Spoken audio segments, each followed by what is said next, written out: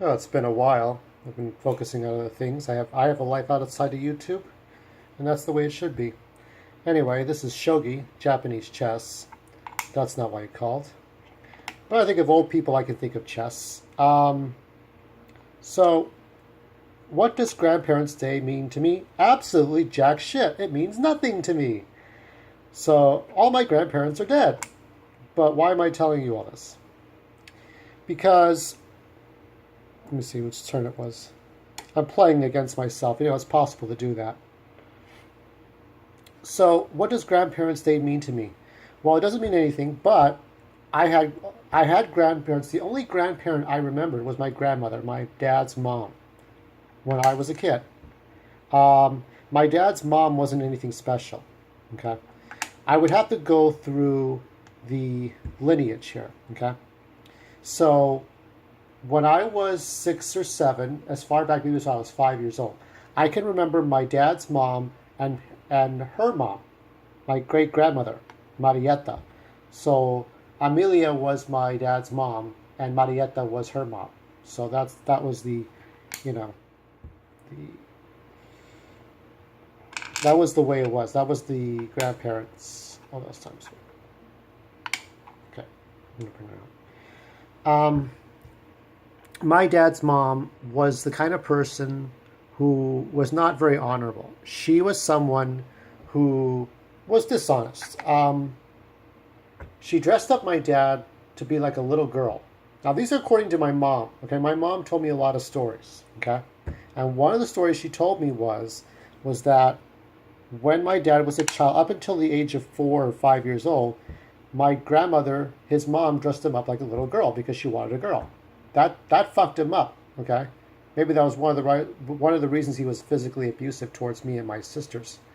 But that's neither here or there. Um, my grandmother was a selfish person. She favored my uncle, his brother. My grandfather, who I never met, my grandfather died before I was born, and he was somebody who loved cameras, like old-fashioned cameras, brownies. You'd have to kind of look that up. Brownies, like little boxy-looking cameras from the 1940s, cameras from during World War II, World War One. He liked old guns. He lived in his own world, and my dad hated it. And he was somebody who I never saw his picture until maybe a few years ago when I decided to look through the photo album, which I'll show you in a few minutes. Um, he was an unremarkable man who had an unremarkable job. Okay? Let me see here. Yeah, the knight can only go up. He cannot go to the side. This is not like regular chess. So my grandmother was someone who worked, mediocre jobs. My grandfather worked mediocre jobs on my dad's side. Uh, and she was somebody who had she had, I believe she had affairs of some type. And so therefore, that led to I don't know if it was a divorce or a split. So my grandfather, I think my grandfather had my dad, and my grandmother had my uncle, his brother. And so the two of them didn't talk to each other for a long time. But my dad did not like his dad. He didn't like his grandfather for whatever reason. Um, I have my own interpretations as to why. I don't think it was just the fact that he was living in his own world with his cameras and his guns. I think there was more to that. Um, but my grandmother used to have wild parties. Whose turn was this? I think it's my turn here, or this side. So you can tell here the king is an amateur king, and this is a experienced king. So that's just the way I work. She used to have wild parties, and she used to invite young men to drink and smoke and whatever drugs were going on during the 1950s, 1960s, most of the 1960s. And that was when, that was a really hard time. And eventually, she slept around with these different men, and she eventually married someone who was young, who was like maybe 20 years her junior. I think my grandmother at that time was in her late 50s. So the guy was probably in his 30s. And I think my father oh no, actually, let me think about that. If it was the 1960s, 1970s, yeah, I think he was about the same age as my dad. So my grandmother's lover was about the same age as my dad. My dad did not speak to my grandmother for years, for decades, okay? It took maybe about 15 years to 20 years, and then he spoke to her again because the guy she was with ran off for some 15-year-old girl in Sinaloa. So that was that. So he ran off for some young jailbait teen. And that was the end of my grandmother's love affair. On my mother's side, well, here's the thing. My grandmother, just like she had dogs, and before I get to my mother's side, she had dogs she took care of. One got eaten by either, I think it was a Doberman Pinscher, and another one my mom hit with her car. But my grandmother worked the rest of her life in a factory that made belts. Wasn't much. Then she got cancer, and she had bowel movement disorders and died. We put her in a home for less than a year, but she was getting too sick and she wanted to die in her own house, so that's what we did for her. She couldn't remember things. She had Alzheimer moments, and it was sad. But she was not an honorable. She was a very weasel person. Okay. There was somebody named Bertha, her neighbor, and there was a car accident that my grandmother, Amelia, was in the driver's seat and Bertha was in the passenger seat, and there was a car accident where she turned left. A guy hit her and hit the passenger side and killed Bertha, and she died in General Hospital, the same General Hospital that the Northridge earthquake destroyed. That was a horrible hospital. If anybody went to that hospital, you know how bad that hospital got. It was not a nice hospital. So, that was sad. Now, am I either going to eat the night? I think we'll just eat the night and toss that in there. But I might be playing this game wrong at some point, but I'm trying to juggle plates, spin plates here. So yeah, my grandmother was a weaselly person. She wasn't a nice person, okay? She was willing to sacrifice Bertha to save her own hide in a car accident. That's my belief. I went to the site of the car accident, and the dent to the passenger door was so fucked up. It looked so bad. But yeah, no, my grandmother was not a nice person. She lived in her own world with her lottery tickets and her ribbon candy and her yarn, her crocheting.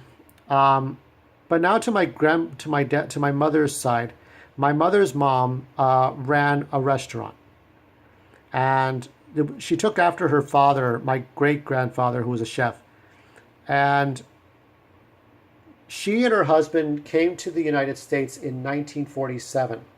Okay, my mom was 4 years old. Okay, now she's in her 70s.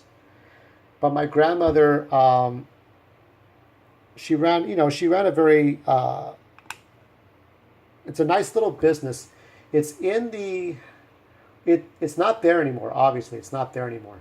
But where you go to downtown Los Angeles, from going west, you cross the bridge, 4th Street, and you look around these little shops, these little stores that you go. So pretend these are little stores, and you go up about another couple of miles, you'll see the big skyscrapers and everything. But you'll see these little shops right on the east side of downtown. That's where my grandmother would have her own little business, her Mexican restaurant. She had it for years, but then her husband, my grandfather, would have sexual affairs with other women. He died before I was born. He died in the early 70s. My grandfather on my dad's side died in the early 70s. My mom's mom, my grandmother, died when I was 2 years old. So they divorced, I think, because she found out about his affairs. One time, my mom and her sister, my aunt, went to a drive-in with my grandfather, and he took one of his mistresses with him to go see a movie. That was awkward. And so I'm trying to think. I'm going to take this. Hold on. And go.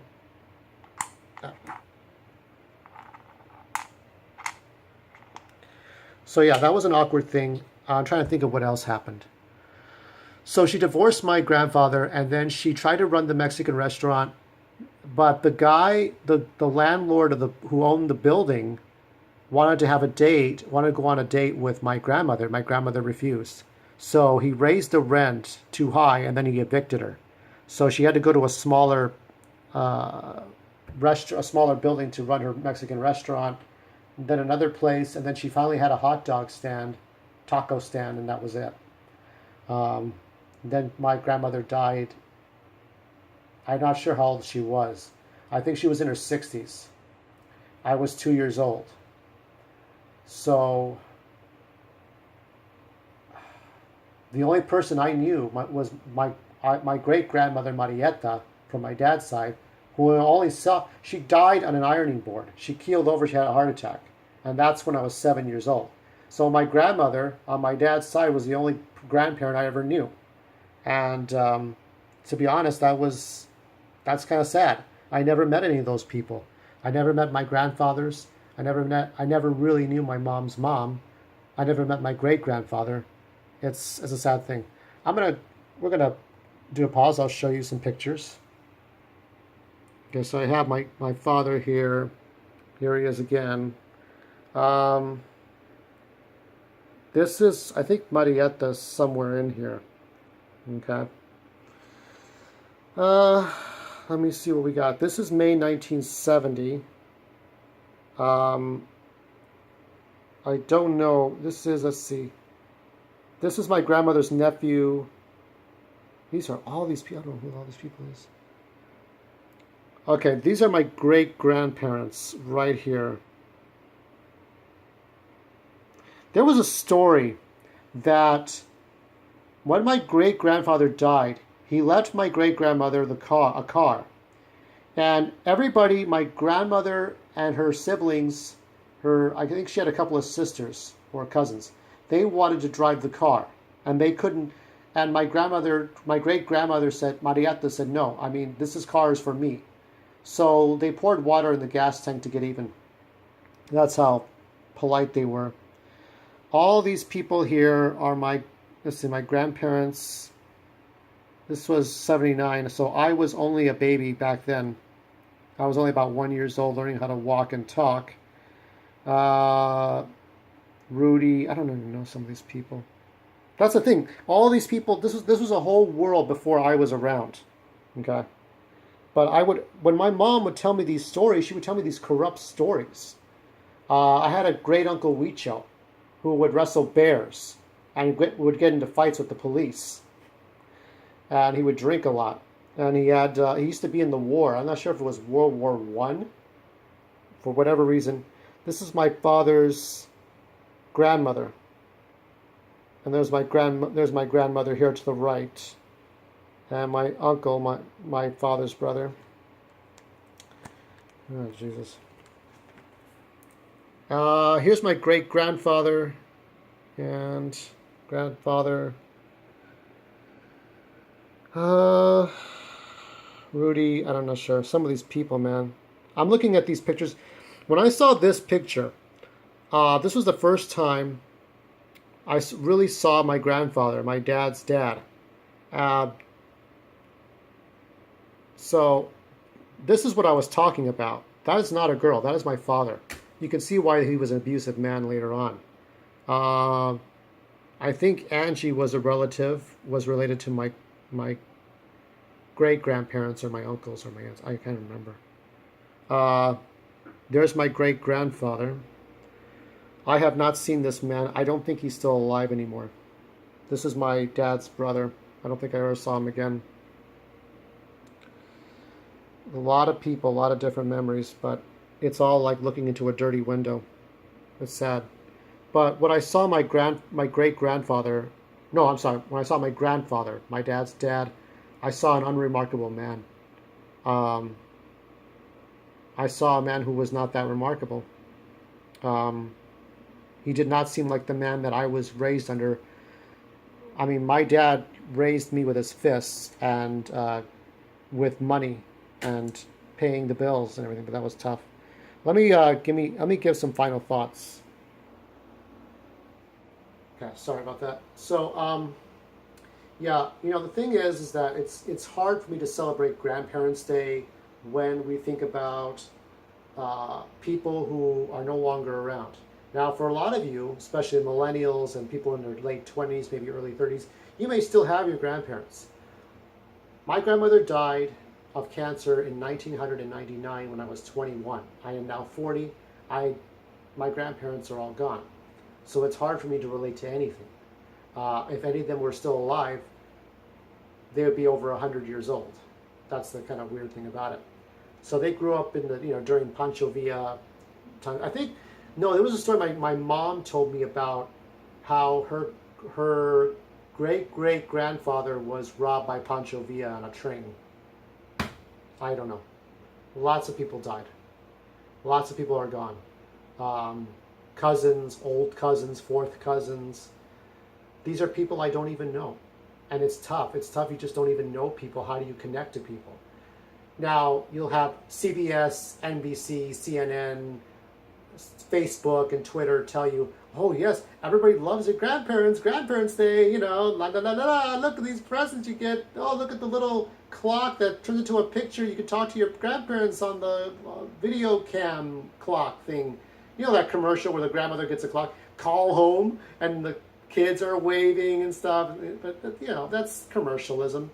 And that's not, it's a Norman Rockwell 2018 picture, but everybody has a different life. And the honest truth is, looking at my grandparents through a dirty window, I could tell you there was just so many things and just so many sordid things, and there weren't a lot of remarkable things. My great grandfather he wasn't a policeman, he was a security guard. Okay, you can see that closely. So everybody took dead end jobs and made ends meet and had kids and just lived in the ghetto, just made ends meet. And I wanted more. I wanted more for myself. I want more than just get married at 20 years old and have 6 kids and be miserable with dead end jobs. The one grandparent that I am not ashamed of is my mother's father. I'm sorry, my grandmother's father, my mom's dad, my great grandfather. And he was a chef, and he was a great chef. He would stand like this, like in his picture, he would stand proud with his chef hat on. And that guy, it was the reason my grandmother even had a Mexican restaurant in 1947 onward. And I'm proud of that, but okay, that was decades ago. That was, almost a century ago. And whatever greatness was in my family is gone now. And now it's up to me to make things right. So whether you look up to your grandparents or whether you spit at your grandparents, maybe they were Nazis, or maybe they were doing orgies or old cults, or maybe your grandparents were presidential candidates, or maybe they were mayors, or maybe they were maybe they made M&M's candies, or they made clothes, or they gave to the poor. You have to look at those people and see how that reflects you every day.